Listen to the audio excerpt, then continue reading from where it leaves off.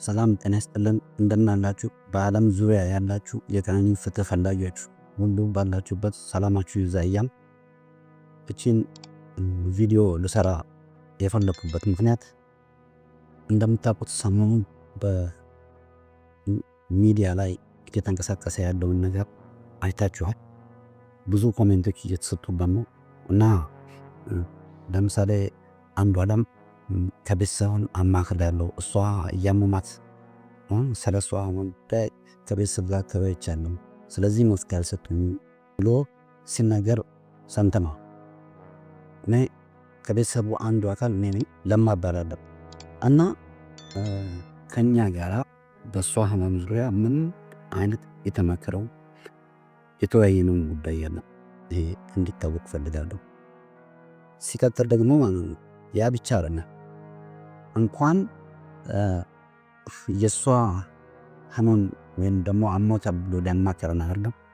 እንደምታውቁት ያረፈች ቀን እኔን 6:20 ላይ ደውላልኝ በአንዷለም ስም ላይሰንስ አውጣና መኪና ማስገባት እንፈልጋለን ብላ 6:20 ያናገረችኝ በሰላም የተወያየን ልጅ ነች።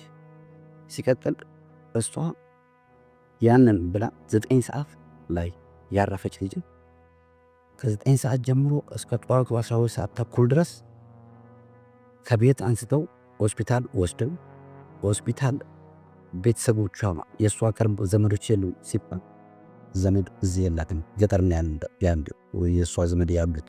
ስለዚህ ቅርብ ዘመድ የላትም ብለው እኛ እንዳናይ ያደረጉትን ነገር እንዳናት ሸፋፍነው ከመጀመሪያው ከያኔት ሆስፒታል ወደ ሚኒሊክ ራሱ ስንሄድ ሚኒሊክ እኛን ሳያሳዩ ሁሉም ነገር ጨርሰው እንድትቀበል ነበር የተደረገው። ይሄም ያደረጉ ሰዎች እኛ እሷ ታምናለች ብሎ ያማከሩን ነገር የለም፣ አላማከሩንም። እና መታወቅ ያለበት ነገር ምንም የሚሸፋፈነው ነገር የለም። እስካሁን ዝም ብለን ቁጭ ያልንበት ምክንያት አንዱ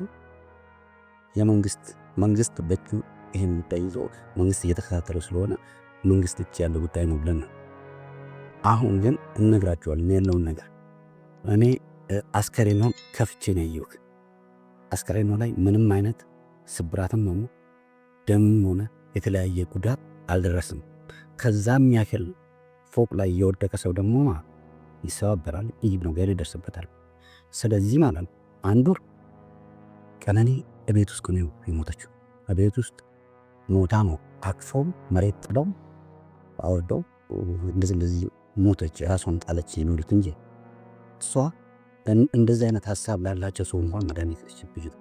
ስለዚህ የሞተችውን ቤት ነው ከቤት ነው አውጥተው ታች ጥለው እንደገና ማንም እኛ ሳናይ ምንም ነገር የእሷን አሟሟትን ምንም ነገር ሳናቅ እዚህ ከተማ እያለን 9 ሰዓት የሞተ ልጅ በሚዲያ ተለቆ ስለ እሷ ጉዳይ ሌላ ሰው አውቁ ከመጀመሪያው ሆስፒታል እስከ ሚኒሊክ ሄዶ ሚኒሊክ ያለው ፕሮሰስ አልቆ ከዛ በኋላ ነው እኛ ራሱ ይደርሱ በግድ አስከሬኑን ማስከፈቻ ያየሁት እኔ ነኝ።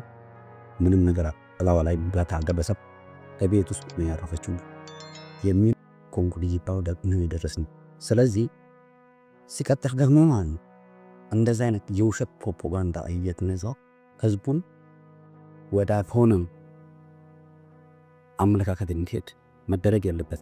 እንደምታውቁት ባለፈው አባገዶች ልቆ ጉማ ከፍላለሁ እና ሽምግልና አስታውቁ ብሎ ሲልን ነበር። ያልገደለበትን ጉማ የሚከፍልበት ነገር የለም። እንደዛ ያለው አባገዶች ምቶኛን ቤተሰብ ነፋዘና እንደዛ ካሉ በኋላ አሁን ግን ሚዲያ ላይ ወጥቶ አላውቅም ብሎ ዋሸማ። ይሄም ህዝብን የመረበል ያክል የሚታየው። ሁለተኛው ትልቁ ነገር ደግሞ የቀነኒ ትንሹ ወንድም ወይም ደግሞ ሊበል ወጥቶ እሱ በተናገረው ነገር እና ቀነኒ ለማም ያውቃል ሊበንም ያውቃል ብሎ ባለው ዙሪያ እሱ ትክክለኛውን መልስ ሰጠ።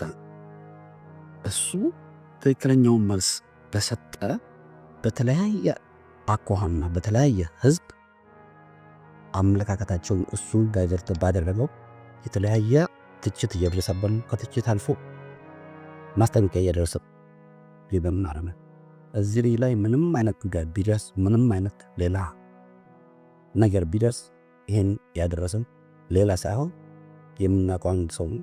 ስለዚህ በሌላ ሰውም ቢደርስ ይሄን ነገር የሚያደርገው እሱ ስለሆነ የኢትዮጵያ ሕዝብ በጠቅላላ በዓለም ላይ ያማቸው ተልኮልን በቤተሰቡ ላይ ምንም አይነት ጉዳት ቢደርስ ከዛ ከአንድ ሰው ጭንቅላት ማንወጡ መሆኑን እንዲታወቁ እንፈልጋለን። ፍትህ ለቀነኒ። አሁንም ከጎናችን ስላላችሁ እናመሰግናለን። ይህን ለማለት ነው። አመሰግናለሁ።